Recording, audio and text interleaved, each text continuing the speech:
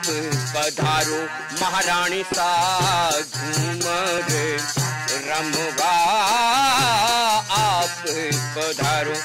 तुम्हारे रमती ने लाडू रो लाडो ये माँ ये राजमाने।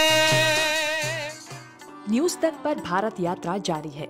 भारत यात्रा के इस नए एपिसोड में हम आपको कराने जा रहे हैं राजस्थान की एक ऐसी जगह की सैर जो राज्य ही नहीं बल्कि देश भर के लोगों की आस्था का केंद्र है।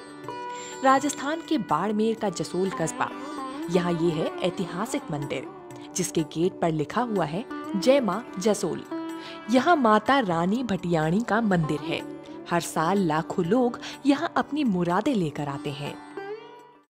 भारत यात्रा के इस एपिसोड में हम आपको लेके आए हैं राजस्थान के बाड़मेर जिले के जसोल इलाके में, जहां पर मां का मंदिर है और ऐसी मान्यता है कि इस मंदिर में राजस्थान ही नहीं पूरे देश से लोग आते हैं और जो भी भक्त मन्नत मांगता है वो मन्नत पूरी होती है और उसके बाद फिर से यहां पर धोख देने के लिए आता है।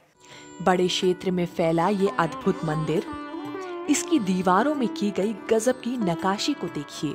अंदर पहुंचने पर आपको इस तरह का भक्तिमय माहौल मिलेगा। देखिए माँ के भक्त किस तरह से भक्ति में लीन हैं।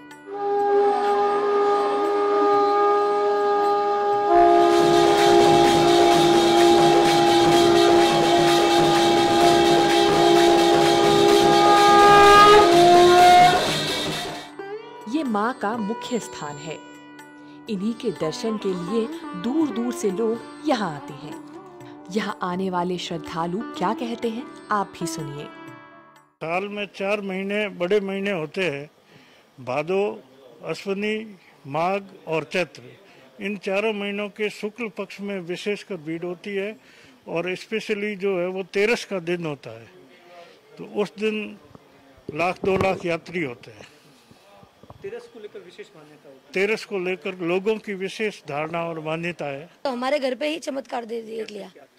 जैसे कुछ भी मैं मेरी लाइफ की बात कर रही हूँ, मेरा कुछ भी प्रॉब्लम हुआ है, कुछ भी होता है तो मैं सीधा एक माँ को याद करती हूँ। हमारे पूरे फैमिली टर्म वाले मतलब पूरे फैमिली वाले जो मेरी सिस्टर्स वगैरह सूरत रहती है उनको मैंने एक मतलब कुछ भी काम होता है एक वहाँ से वो माँ को याद करते हैं ना तो पूरा काम हो जाता है। मैंने मेरे घर पे देखे, मेरे पापा मम्मी सब 30 सालों से आ रहे हैं यहाँ पे। जब से मैंने होश अपना संभाला है तब से मैंने माँ को पाया है। मतलब इनके प्रति श्रद्धा इतनी है मेरी कि मैं भले सूरत में अगर मेरे को ये काम बनाना है बोले तो मेरे को मतलब मेरे हस्बैंड को आज इधर ये दुकान करनी है या ये काम निकलवाना है, माँ को याद किया माँ मेरा ये काम होना चाहिए और माँ ये करवा देती है। और पीछे इधर मेरे मम्मी वगैरह है, पापा है, तो उनका 30 साल से रेगुलर सर्दी हो या गर्मी आरती में पहुंचना है मतलब पहुंचना है। इवन पापा मम्मी सो भी जाते हैं ना तो माँ का इतना वो मतलब चमत्कार है ना, तो उनको मतलब कहीं से भी फोन आता है, कहीं से भी रिंग आ जाती है, भाई उठना है, मंदिर जाना है, दर्शन करना है, आरती में जाना है अपने को।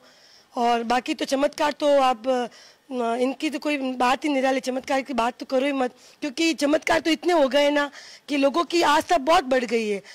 मंदिर के बाहर सजी दुकानों को देखिए।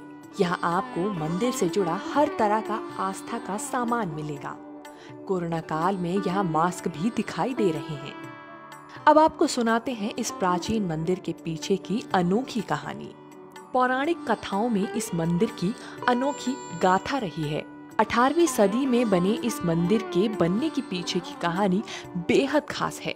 पौराणिक कथाओं के मुताबिक रानी भटियाणी का जन्म यहाँ के एक छोटे से राज्य की राजकुमारी के रूप में हुआ था, जिसका नाम स्वरूप कंवर था। उनका विवाह राजपूत राजा कल्याणमल से हुआ। कल्याणमल की पहले से ही एक रानी थी जिसका नाम देवड़ी था। कथाओं के मुताबिक रानी भटियाणी ने रानी देवड़ी से पहले एक पुत्र को जन्म दिया, लेकिन एक बार ऐसा हुआ कि रानी भटियाणी कहीं गई थी और जब घर लौटी तो उसने अपने बेटे को मृत पाया, जिससे वो व्याकुल हो गई और कुछ दिन बाद रानी भटियाणी की भी संदिग्ध मौत हो गई। इसके पीछे कहा जाता है कि रानी देवड़ी की साजिश थी। उसको लगा था कि रानी भटियाणी के बेटे को ही आगे की सत्ता मिलेगी, इसलिए उसने ये खेल रचा। बाद में कहा जाता है कि राज्य और राजा का परिवार कई आपदाओं से घिर गया और ज्योतिष के कहने पर रानी भटियाणी की पूजा की गई। जहां रानी भटियाणी का दाह संस्कार हुआ था, वहां एक खेजड़ी का पौधा लगाया गया। जिसे बाद में चमत्कारी बताया जाने लगा और वहां पर रानी की पूजा से राज परिवार और राज्य में खुशहाली आने लगी। साथ ही लोगों की मुरादें भी पूरी होने लगी। तभी से यह जगह लोगों की आस्था का केंद्र बन गई। इसे लेकर और भी किंवदंतियां हैं, लेकिन जो हुआ वो राजकुमारी की मौत के बाद ही हुआ। रानी भटियानी जी के एक पुत्र हुए थे जिनको कि विष दे के देह त्याग किया था उन्होंने, तो वो बचपन में ही उनको लाल बना के रूप में माना जाता है और बच्चे के रूप में उनको खिलौने वगैरह टॉफीज चढ़ाई जाती। उनका देहावसान हो चुका था। उसके बाद में उन ढोलियों को कहा गया कि तुम ऊपर महलों में जाओ, वो वहीं हैं। तब तक कि वो चली गई थी, लेकिन उन्होंने गाना बजाना किया, उनके स्तुति की और उससे वो स्वयं प्रकट होके उनको उन्होंने सोने चांदी आशीर्वाद दिया। तब से ये प्रथा बढ़ी है। और दूसरा एक ये चमत्कार उन्हीं के टाइम में था कि उनके पति राहुल कल्याणमल जी, जो कि एक बहुत बड़े योद्धा भी हुए, कई युद्ध लड़े, उनको बहुत गम हुआ और उन्होंने उसके कुछ दिन बाद एक खेजड़ी की टहनी वहाँ लगाई, जो कि आज भी विद्यमान है। वो एक वृक्ष के रूप में हो गया। तो 300 वर्ष से ये खेजड़ी का जो वृक्ष है वो उनके चमत्कारों का और उनके स्वयं की अनुभूति का एक चिन्ह है। भारत यात्रा के इस एपिसोड में इतना ही। ये वीडियो आपको कैसा लगा कमेंट करके जरूर बताएं। साथ ही वीडियो को शेयर भी करें।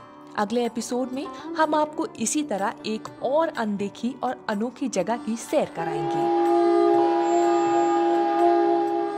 बाड़मेर से दिनेश बोहरा, न्यूज़ तक ब्यूरो।